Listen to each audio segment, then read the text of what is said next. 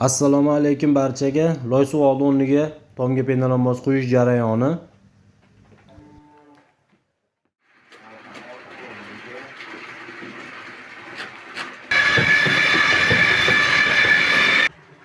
Mana bir qator hozir ishlab tayyorlab oldik. Ko'rib turganlaringiz boshida quyilishda suyuq quyiladi bu. Lekin uzog'i 5 minut, 7 minutda qatiydi. Qurishiga shu 25 kun, 1 oy vaqt kerak bo'ladi. Xo'p, mahsulotlarimiz tarkibida suv quyiladi, bir qop gips tashlanadi, sement, ko'rib turganlaringiz penasi qo'shiladi.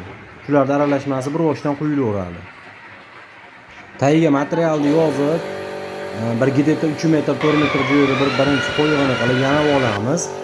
Yana olgandan keyin ko'rib turganlaringiz shunday holatda quyilaveradi. O'z ustun qatirib qo'yaveramiz. Shunda o'z razmeri ham chiqaveradi, urug'ini ham chiqaveradi shunda hozir past balandligi oqib. Mana bu taraflarimiz mana bo'ldi mana. Bemalol ustiga chiqib yursa bo'laveradi. Bu taraflarimiz qatidi, ustida bemalol yursa bo'laveradi. 1 tonnali, 2 tonnali suv bachoylardan olib chiqib o'rnatib, xullas ustida bemalol yurish qilsa bo'laveradi. Lekin shu o'zini qurib ketishiga shu 1 oycha vaqt kerak bo'ladi. Bu quygan narsamiz shunday qoladi. Katta bo'lmaydi, kichirmaydi, keyin yorilib ketmaydi loydaqa. Mana keyin bunaqa qilib birinchi bilan ikkinchi etaj o'rtalariga quyib beryapmiz. Kimlardir aytadi, misol lagani to'ldirib bering deydi. Kimdir aytadi 5-6 sm yetadi.